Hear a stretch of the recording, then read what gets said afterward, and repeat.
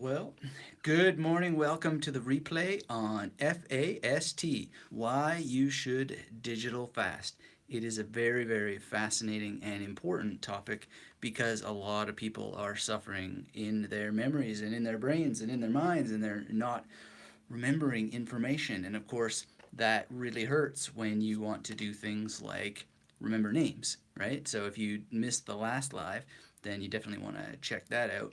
And of course, part of that was the SIP formula as well. If you're hopping on this dive, hit that thumbs up. And you know what? If it's a replay, hit the thumbs up as well. And let me know where you are in the world, what you're doing, what you're thinking. If you're interested in digital fasting and the 4 reasons I got for you why you should start today, if you aren't already doing it, this is live. So let's make the most of it. Good to hear from you always. And, as powerful as the bots can be, we are not robots. We are human beings. So it's a wonderful, wonderful thing to use the bots to serve us rather than us serving them. And if you, for any reason, can't hear me, let me know. But let's get started with this particular session because to FAST, to fast, to digital fast, is really, really important because we want to really preserve our brains, first of all. But more important than our brains, we'll talk about our brains, but more important than our brains, it's our focus, right? So the F in digital fasting is preserving your focus.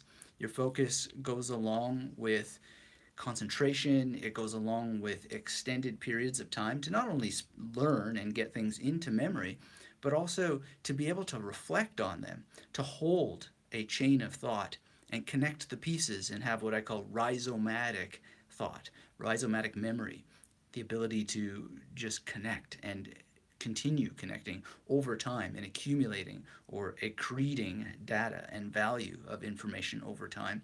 And that's what you get from focus. But when we are tethered and tied to our apps and we are constantly urged to look at them again and again and again, holding a string of thought together becomes a much more difficult proposition.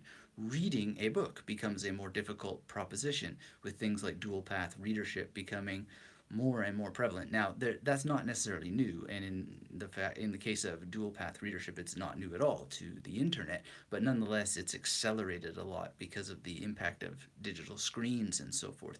So to build our focus, if we don't have it already, to maintain it, then one of the things we do is digital fasting. So who knows what digital fasting is? Well, first of all, it is fasting as in the sense of fasting from food or water, except for this in this case it's fasting from digital media or devices that provide the digital media and giving ourselves some space from it, some distance from it, and this will help create focus incredibly.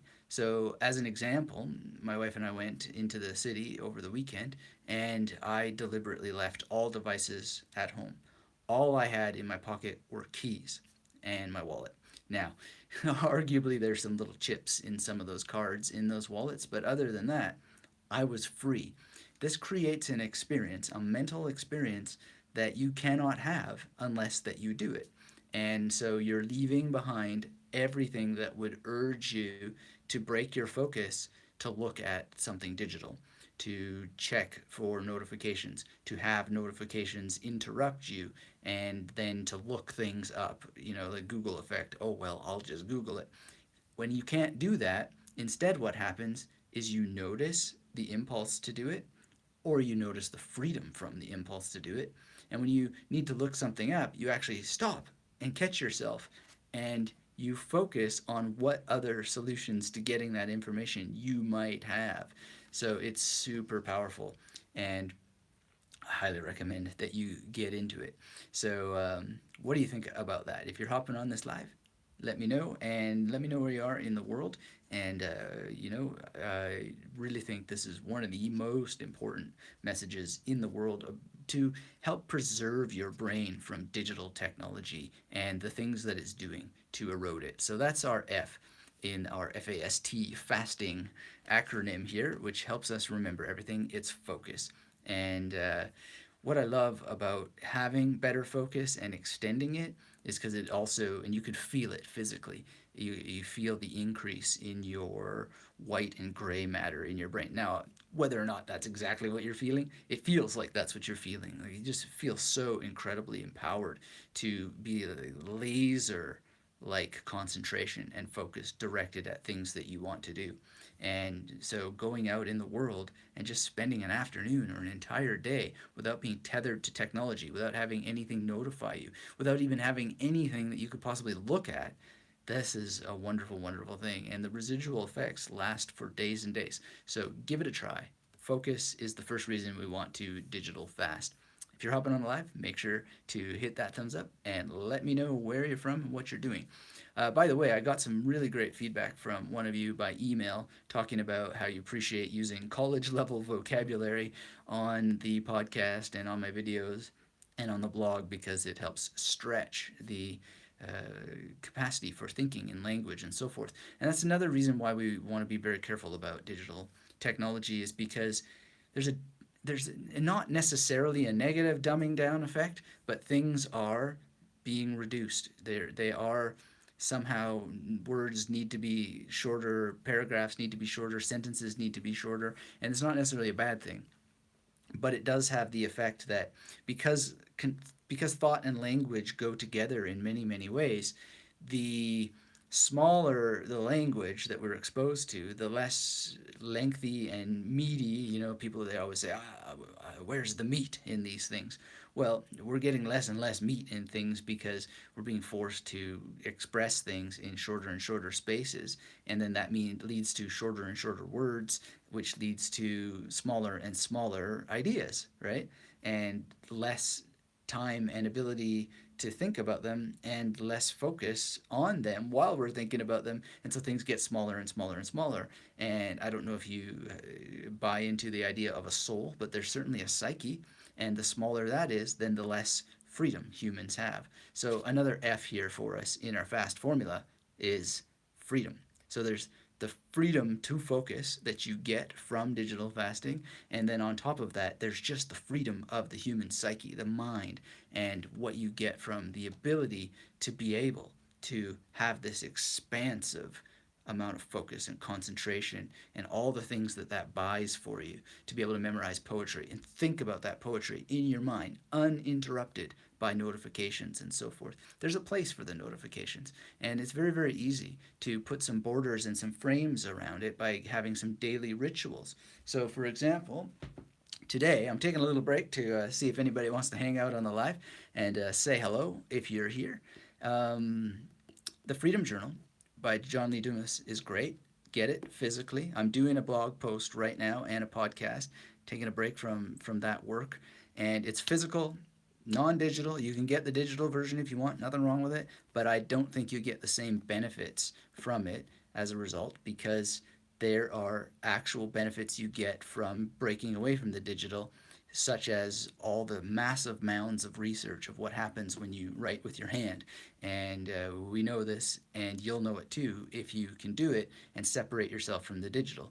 So, what I'm doing in this podcast is showing how this freedom really, really works and how you can do it for language learning. So, it's about the journal, the Freedom Journal in combination with memory palaces and your memory journal, and even using it as a memory journal as you go through a language learning process and spend 100 days boosting your fluency in a language in combination with memory techniques. So let me know if you're excited about that. I'm putting the final touches on it, and I'm going to record the podcast later today. I have to go and return some physical books to the library because I think that physical books are awesome, and the journey to the library itself is awesome. And I will be digital fasting on the way there and the way back to take a break from the machines and to get that focus and that freedom that we've talked about. But this is a huge part of it. And if you don't have one, you can get one and support a couple of charities by going to magneticmemorymethod.com/TFJ. So the Freedom Journal is really powerful. Stay tuned for a podcast and blog post, mega podcast and blog post about using that for language learning coming out tomorrow as it is scheduled. All right, so now what's the A in our fast here? We got freedom to focus and focus to focus on your freedom, and then we have association. So the A is for association, and what you're going to do is you're going to associate your mind, and you're going to have that association. You're going to associate with your mind the mental contents that you have and map them out onto the world. And you're going to use the world as a memory palace. You're going to develop your spatial memory. You're going to notice memory palaces more. And because you can use digital fasting allows you to have physical journals. So you can use something like this or something smaller, much smaller. I usually have smaller journals like this in my back pocket. Sorry for the reach there, but just something simple like that fits in the back pocket. Great for sketching out little small memory palaces. Easy to put a pen and a pencil in there, right? You can use colors and so forth. And it's also got a little envelope in the back for different things that you might want to collect, or you can go for something bigger. But the idea is that you are going to associate the places that you see on your digital fasting with spatial memory and your memory palaces, and you're going to start to craft them by drawing them out, or even just mentally doing it. You don't have to draw them, but there's a benefit that comes from drawing them that will increase the actual output that you get from using mnemonics and memory palaces. So that's the A part you're going to associate. And you're going to associate back to freedom, to concentrate, and to focus. Does all that make sense to everybody? Let me know. Hit the thumbs up. Say hello if you're hopping on the live. Everybody's quiet today, which makes me wonder if it's real people or just bots. In any case, no big deal. One sip at a time, right? Remember that from the previous live? By the way, if you're coming across this and you're not subscribed to this channel, hit the thumbs up, hit the subscribe button. We go live every once in a while, and I got some new videos coming up for you. Now, the next thing here, the S in our fast, is serious. This is serious, okay? Digital amnesia is real. I like to call it digital amnesia because that insinuates the positive potential for a cure. But a lot of people actually call it digital dementia. And they're probably more right to call it digital dementia because it has these very, very negative effects. Tupi Matey's here. Hello, Tupi Matey. Thanks for saying hello. Suzanne from Vancouver Island. Not far from where I was born. Hello, Suzanne. I really, really love Vancouver and the island and British Columbia in general. So, yeah, thanks for saying hello. Thanks to everybody for the thumbs up and all that stuff. But yeah, this is serious. It's very, very serious. And it's the people who pay attention to it are the ones who are going to win, right? They're going to be the ones who live longer, have brains that are more responsive, and not fall prey to the bots. Although we can see the positive of this as well. And if you were on a previous live, obviously it was not not scary or negative or anything like that. But we want to really, really preserve our brains in the same way that we want to preserve our muscles, right? We want to be strong for as long as we can, because as we age, the muscles in our bodies start to reduce, bone mass reduces. Well, it's the same in the brain, right? And we've got to preserve it. We've got to take that preservation seriously. And so if we don't protect our minds from exposure to too much digital media by putting daily borders on it, then we are going to quite potentially, and all the evidence in the world is there already that this is happening, we're going to create digital dementia. And digital dementia is already something that I see every day in other people, and I see it in myself, unfortunately. I work on the internet myself, and I have to spend a decent amount of time on the internet and read on the internet and so forth. And it's destructive. It rewired the brain. And so I take it very, very seriously, and that's why I digital fast. That's the S. I take it seriously. It's so important. If you don't take it seriously, then you're going to be the victim. But if you take it seriously and you put steps in place, and digital fasting is a great step to put in place, and it may just be at my generation where it's like extra hard. They say that young people deal with it better. Perhaps older generations deal with it better as well because they just didn't have it the same way that my generation did. But really need to put strong borders on it in order to escape the negative effects of what it's doing. Suzanne says, yes, I'm almost 72 years young and must take action. It's true, and thanks for sharing that. It's unbelievable. Unbelievable what what can happen. So, how do I take it seriously? Well, one of the things that I do is the computer does not go on until after the morning rituals are done. And so, what I'll be talking about with the Freedom Journal post that's coming out is how this helps with having the morning rituals and getting them done and not having the temptation to turn the machine on and the tsunami of notifications, the tsunami of emails. And man, do I ever get a lot of email, which I'm grateful for. I'm not complaining about it for a second. But at the end of the day, there's a time for it, and you have to schedule things. You have to take it seriously. And there's another S for you: schedule. Schedule when you're on the machine. Because if you want this freedom that we are talking about, freedom comes from submitting yourself to some rules, some systems. So we also got systems here, right? So serious schedules and systems. I like playing this game of my little acronyms because then I perform them and I think of more things that they can stand for.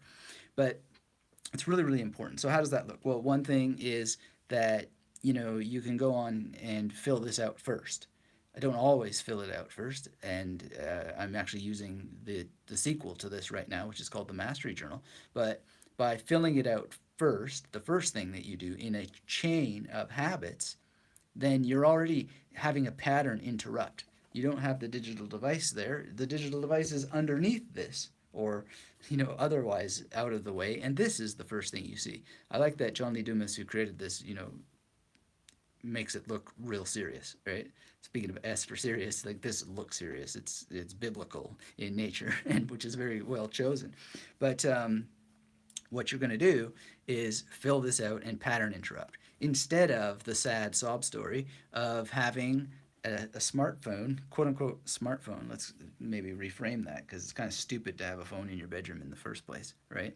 It's nuts to have anything that is has lights on it. We know that the light exposure to the eyes is like taking a drink of espresso at certain times of day. And so, if you have trouble sleeping and you've got a smartphone in your bedroom, that could well be why. Because even just a glance at it is like taking a shot of espresso in terms of brain chemistry. So, think about that if you're having trouble sleeping. Linda's here. Hey, my man, say hi to the wife. Thanks. Well, I will, Linda. Thank you. Um, and always thank you for your greetings and your wonderful, wonderful emojis. Wonderful. I take your emojis very seriously, which is the S in our FAST acronym here. Serious scheduling and systems. Systems are important. The rules, as Tony Buzan told me once upon a time, will set you free. And that sounds kind of insidious in a way. It sounds kind of brutal. It's almost like the bots are coming. Do, do, do, do, do, do. But the reality is that it's been the truth of all success for thousands of years. So when I hear the word rules, I don't hear restriction. What I hear is the kind of things that the great artists used, the great poets used. Sonnets, right? Sonnets, iambic pentameter. You have an unlimited potential to create as many sonnets as you want, an infinity of sonnets by just following some simple rules. There are even variations on the sonnet rules. You could have a Petrarchian sonnet, or you can have a Shakespearean sonnet, and there are more kinds of sonnets that have emerged over history. But in general, what you're doing is you're submitting to a number of rules, right? The octave and the sestet and the volta, or maybe there's some other ones that you want to follow. But it produces an infinity of outcomes if you take it seriously, you schedule it, and you have some systems. So that's our S in digital fasting. And when else are you going to do it? Like, you can't do it with 55 tabs open. You can't follow the rules with that because those are built to distract you. The amount of discipline that you need to have is beyond the ken of the normal human being, and maybe younger people can balance it better, which is great if they can. But really, if you're exposed to all of this potential, always at the same time, it's no wonder that so many people struggle, and we see so many people who are otherwise just incredibly talented not maximizing on those talents. Patrick says, It's paradoxical that limitations unleash creativity. So true, though. Hey, Patrick, thanks. I was just mentioning how many emails I get, and we just had a nice little exchange there on email earlier today, not so long ago. So I love that, and I keep the email coming. It is paradoxical. Limitations create creativity.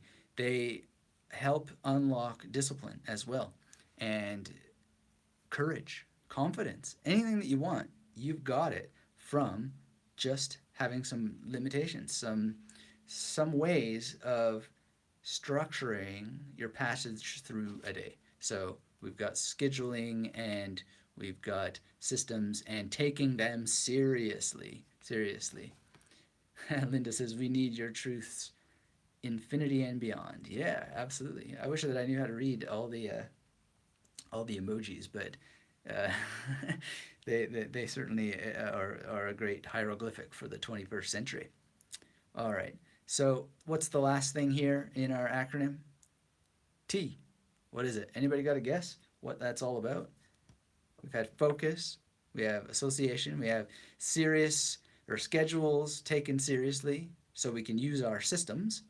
Now we got a T. I'll tell you what it is. It's time, right?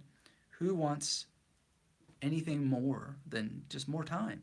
And time that is quality time. Time that when you look back and you just think, wow, I see today, and that was time well spent, instead of, hmm, what happened today? What did I do? What got accomplished? There's no worse feeling than that, right? That's crazy. And when you digital fast, you have a different relationship to time. I can think of that day over the weekend. I do it at least once a week, just going around, no digital device whatsoever, and that day has such a different shape.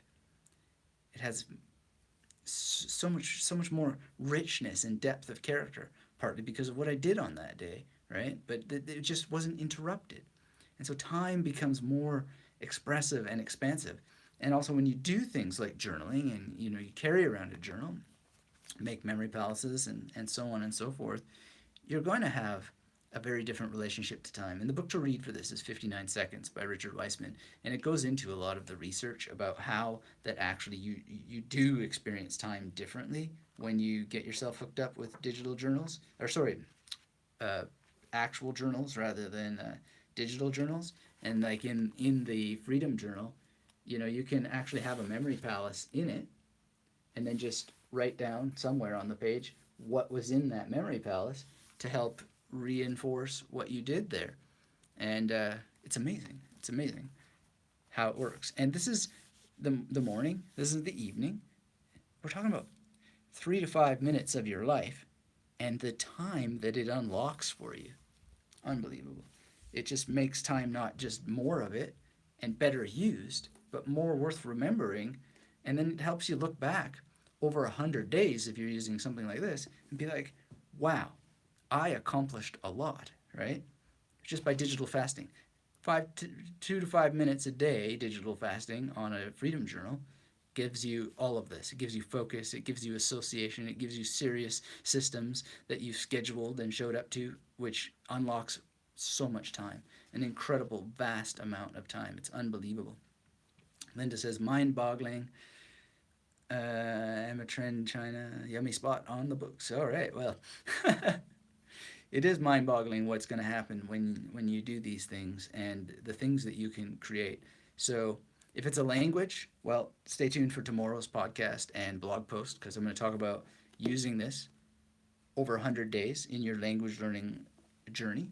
If it's for doing something like writing a book, I'm going to talk about that also because while I was doing this with a language, I was also preparing a book and also turning that book into a video course, which I also then shot and got it out into the world. And it was amazing. It was amazing how you could do it all. You can do all sorts of things at once when you just digital fast, right? In the sense that we're talking about with all of these pieces in play. Because I also ran the Magnetic Memory Method blog and podcast. I also had the YouTube channel, also was putting out new stuff about memory. And this isn't the brag, because it's not about bragging. It's just about how do you get all that heavy lifting done? How does one person do it? Well, they usually have something like this in their lives, plus meditation. How do you know where's all this time coming from? The time is unlocked from the fasting, right? Anybody can do this. I don't know a single person who can't, and just have amazing, amazing results in their life as a result. And in terms of all those things, like blogging and podcasting and making books and making video courses and all that sort of stuff, in case you didn't get an email from me this morning, Branding You is now available, which talks about how to get all this stuff done at magneticmemorymethod.com/BY. If you're an entrepreneur or you have a product that you've always wanted to create, a video course or a book, or you want to start a blog, or you want to just do stuff on your YouTube channel and you want to do it intelligently and learn a language while you're doing it and be able to meditate and have time and focus and association and systems and schedules that you take seriously and actually show up to over time. There's another one for our S, show up to, so that it unlocks time and you have all the time in the world. Well, my good friend and I, Jonathan Levy, have put this together for you at magneticmemorymethod.com/BY. And we still have, I think, 4 consulting sessions for our first 20 people who onboard for that. So if that's of any interest to you at all, then that's at magneticmemorymethod.com/BY. I know it's not for everyone, but I wanted to mention it to you in case it is for you, or if you're watching the replay. I'll have that link down below later. Anyway, any questions about the F.A.S.T model and digital fasting? I think it's a wonderful way of educating yourself about what's possible by just taking a break, ideally every day, and at least once a week for a longer period from being connected to the machines. So Patrick says, how often do you digital fast? At what intervals? Well, here's a kind of rule of thumb. Try to do it at least once a day for as long as you can. Well, actually, it turns out to be, let's call it twice a day. And so it's not about regular intervals. It's about the rules, right? So there are a number of things that need to get done, and there's 5 of them before the computer goes on in the morning. So the computer might not go on until 1 p.m. Maybe it goes on at 5 a.m. It doesn't matter. It can be any of those so long as these things get done.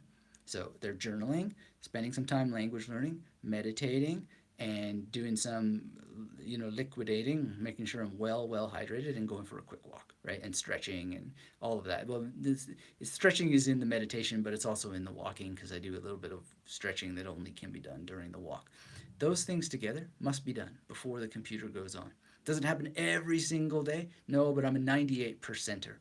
I mean, there are some things like when you're launching Branding You at magneticmemorymethod.com/BY where time zones get a little wacky and you got to be a bit responsive, where I haven't gotten through every single part of the ritual, but I'm really, really good at doing it almost all the time. And so that's every day. And again, as long as it's done, then it doesn't really matter when in the morning it's done. It just needs to be done before the computer goes on. If there's one thing that I will tend to skip, it's going for a walk. And the reason why that is the one that gets sacrificed the easiest is simply because it's sometimes really dark when I wake up and I don't want to leave the house, leave my wife by herself or so early in the morning, or it's the weather is raining or something like this. But I just, oh man, I can't even, I've done it for so long, I almost can't imagine getting up and going straight to the computer. There's just rare times when that needs to be the case. It's getting up, journaling, doing a bit of language learning, doing a bit of, well, not a bit of, but very specific meditation routines, actually. So there's habit chaining inside of this. And then hydrating very well, often eating breakfast, but sometimes I do actual food fasts, and usually twice a week. So eating is not every day. And then going for a walk, just a quick walk. It doesn't have to be far at all, although sometimes far walks are really good. I'm going to go for a far walk today. I read that Dickens used to walk just these massive amounts of space, of distance, and I've always liked Will Self's psychogeography concept. I don't know if you've ever heard of that, but it's really amazing. Like he would walk from his home to the airport, and then he would get to LA from London, and he would walk from LAX to his hotel. And his idea was is that this somehow tricks the brain into feeling as if it walked all the way from London to Los Angeles.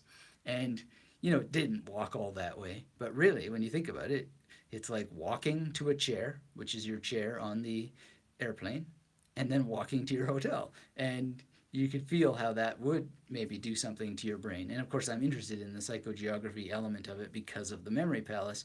And it's not really a memory palace as such, but it's a way of turning space and locations into something different that's used differently by the brain, experienced differently by the brain, and so forth. So that's the first form of digital fasting for Patrick. And then the second form is like longer. So at least one day a week, I love to just go out and not have anything.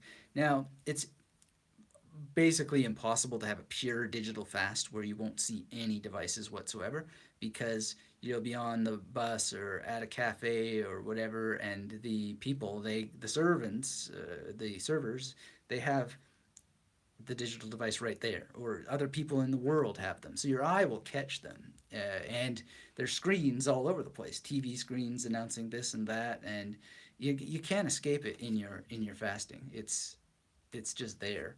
Um, I think we got a blip here. I don't know. Are we still on? Somehow this seems to have gone crazy.